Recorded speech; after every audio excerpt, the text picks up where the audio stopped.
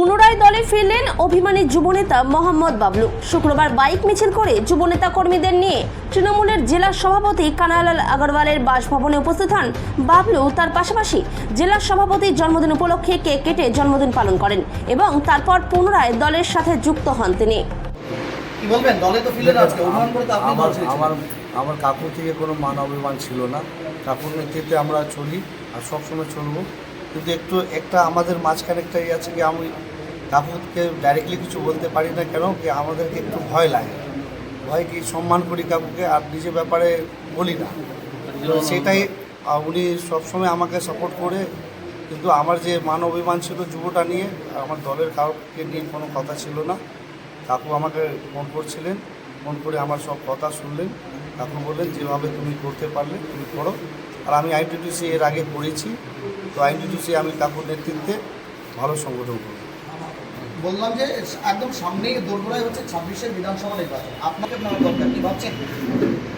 আমরা আপনার যত আমাদের সংগঠন আছে, যত ট্রেড ইউনিয়নে আছে, যত শাখা সংগঠন আছে, সব শাখা সংগঠনকে নিয়ে আমরা দলকে যত ভালো ভোটে আমরা জিতিয়ে নিয়ে যেতে পারি, আমরা এটাই কাজ করব। আজকে কতজন সঙ্গে নিয়ে আজকে পুনরায় দলে? যারা যুবকরা আছে আমার সঙ্গে দীর্ঘদিন আমাদের সঙ্গে থাকে, তাদেরকে নিয়ে আসছে। আর আজকে এখানে এসে দলে যোগ আজকে করার পরে শুভ দিন, আমাদের জেলা অভিভাবক কানাই কাকুর জন্মদিন।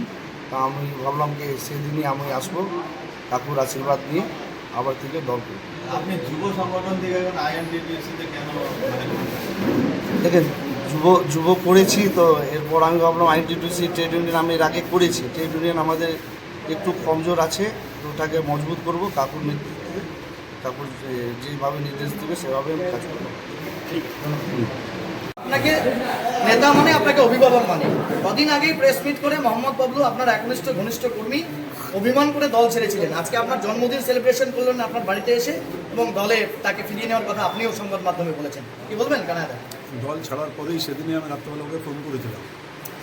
ওর কিছু অভিমান হয়েছিল, জোর একটা দায়িত্ব ওকে দেওয়ার কথা ছিল, তো সেটা ঠিক সময় মতো যেভাবে ও চেয়েছিল সেইভাবে হয়ে ওঠেনি।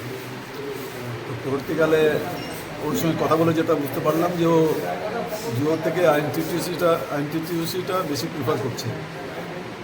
আমি রামদেব সাহানি আছে, আইনটিটিউসির দায়িত্ব যিনি জেলা সভাপতি আছে, পরশুদিনই যাদের নতুন করে আইনটিটিউসির দায়িত্ব যারা পেয়েছিলেন তাদেরকে এখানে এই জায়গাতেই ফেলিসিটেট করা হয়েছিল।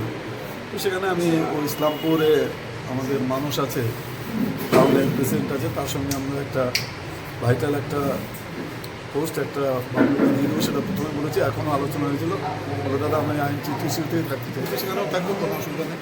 সংগঠন করবে, সংগঠন করলেই নিজে উপরে উঠবে। যত ভালো সংগঠন করবে দেখবেন উপরতলার নেতৃত্বের অ্যাটেনশন যাবে যে না ও খুব ভালো সংগঠন করছে, ওকে তুলে নেবে। বললাম আজকে দেখা গেল যে 200-250 যুবক রীতিমতো বাইক র্যালি করে আপনার বাসভবনে এলো, জন্মদিন সেলিব্রেশন, এবং বাবলু নতুনভাবে দল করতে চাইছে। কি উপদেশ দিবেন আপনি দলের অভিভাবক হিসাবে? কিন্তু আমার ওয়ার্ডেরই ভোটার আছে, ওকে যখন যে কোনো প্রয়োজন মনে হবে আমার সঙ্গে আলোচনা করবে। এখানে অনেকেই ওর নেতৃত্বে আসছে। আর আজকের আমাদের এই জন্মদিন সেলিব্রেশন এখনকার যেটা এই কর্মসূচিটা হচ্ছে, সেটা বাবলুর নেতৃত্বেই হচ্ছে। তো ও ভালো সংগঠন করে, আগেও আমার নলেজে ছিল ভালো সংগঠনও করে, কিন্তু একটা টাইম গ্যাপ হয়ে গেছিলো। যদি আগে আমাকে বলে দিত, কারোর মাধ্যমে যদি বলে দিত, তাহলে আমি জোর দায়িত্বটা যেভাবে চেয়েছিল সেভাবে আমি করে দিতে পারতাম। উপরতলার সঙ্গে কথা বলে আমাদের সভাপতি সাধারণ সম্পাদক অভিষেক বন্দ্যোপাধ্যায়, সুব্রত বক্সী মহাশয় দুজনই ছিলেন, মিটিংয়ে আমিও ছিলাম। তো সেখানে সেটা করা যেত, কিন্তু একটা কমিউনিকেশন গ্যাপ হয়ে যাওয়াতে সেটা তখন সেভাবে করা যায়নি। কিন্তু পরবর্তীকালে ও বলেছে যে আমি আইনটিটিউসি করবো। তো আমি রামদেব সাহানি আছে আইনটিটিউসির দায়িত্বে, তাকে বলে দিয়ে ওকে একটা ভালো জায়গা আমরা দিতে পারবো, যেটাতে ও সংগঠনটাকে আরও শক্তিশালী করতে পারে।